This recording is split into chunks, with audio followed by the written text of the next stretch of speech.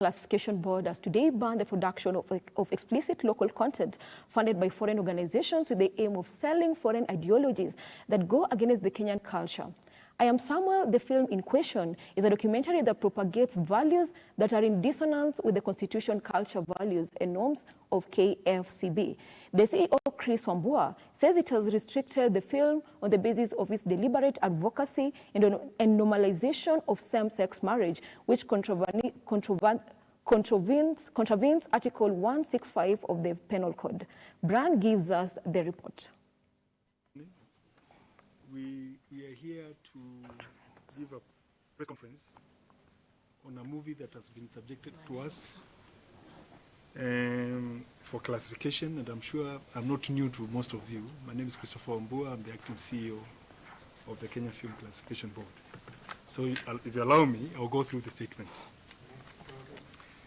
The Kenya Film Classification Board is a statutory regulatory agency mandated under the Film and Stage Plays Act, Chapter 2 of the laws of Kenya, to regulate film and broadcast content.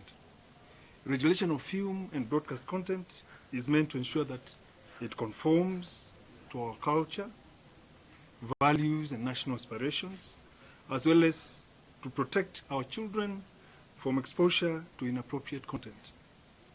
The law also vests KFCB with the responsibility of examining and classifying all film content intended for public exhibition, for age stability, and once we receive these films and content, we rate the film as any of the following: either general exhibition, meaning that it can be it's appropriate for general viewing, parental guidance, that parents need to guide the young viewers as they view the movies or the films, and of course 16, which means that it is not suitable persons under the age of 16, 18, which means that it is appropriate for 18 and above years of age, and or restricted, which in other words means banned.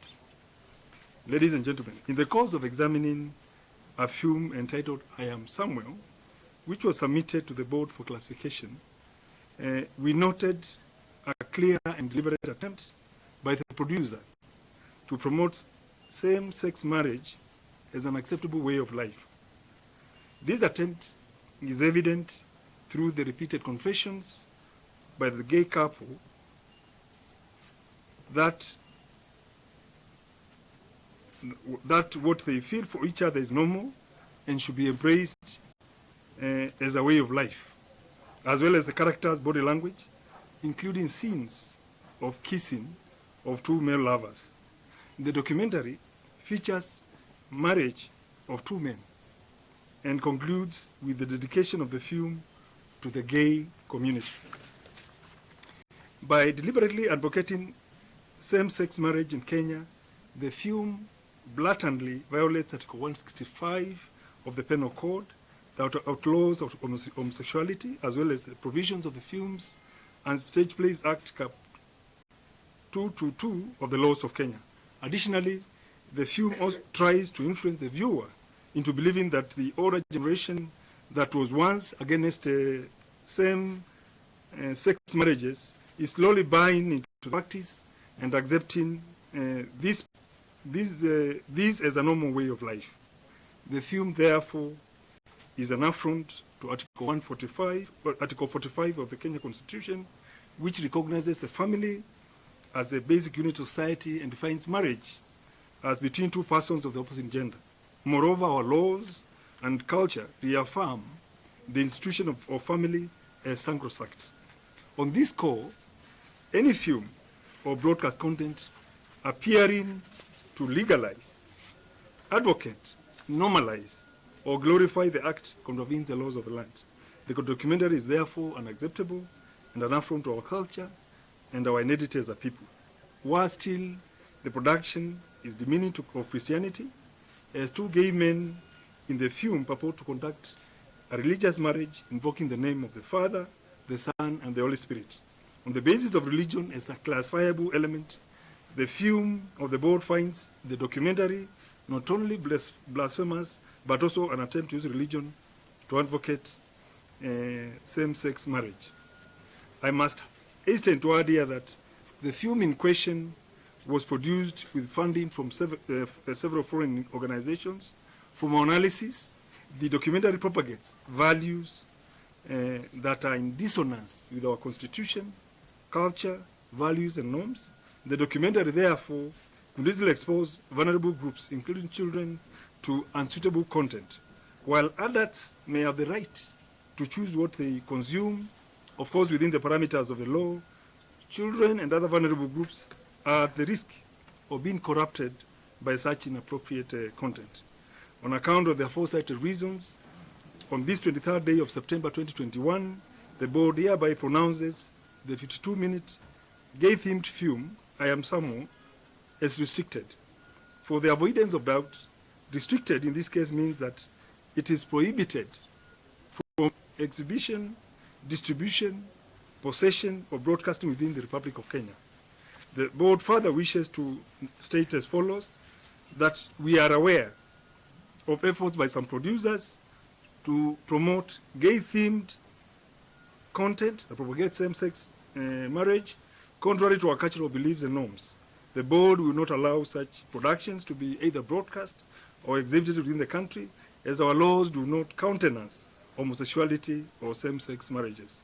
Number two, an attempt to exhibit, distribute, broadcast, or possess a restricted film within the Republic of Kenya shall therefore be met with the full force of the law.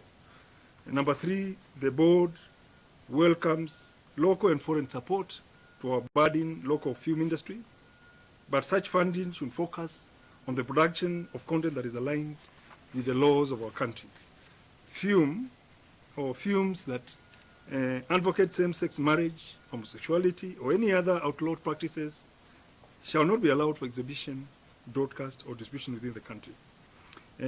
We wish to reaffirm that the board will remain vigilant to ensure that films exhibited in Kenya promote our cultural values, including preserving the institution of the family. Local and international filmmakers are reminded to strictly adhere to the provisions of the Films and Stage Plays Act Cap 222 of the laws of Kenya by acquiring filming licenses as well as submitting their content for examination and classification for age suitability. We also wish to call upon parents, guardians, caregivers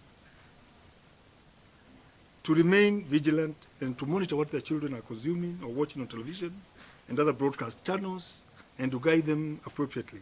And finally, we appeal to the media, religious organizations, the public, and other like-minded institutions to support our call for the creation and consumption of content that promotes Kenya's moral values and national aspirations. Working in concert in this regard is critical in ensuring that we protect children against exposure to inappropriate content. I thank you for your attention. Okay. Right, that's a clarity.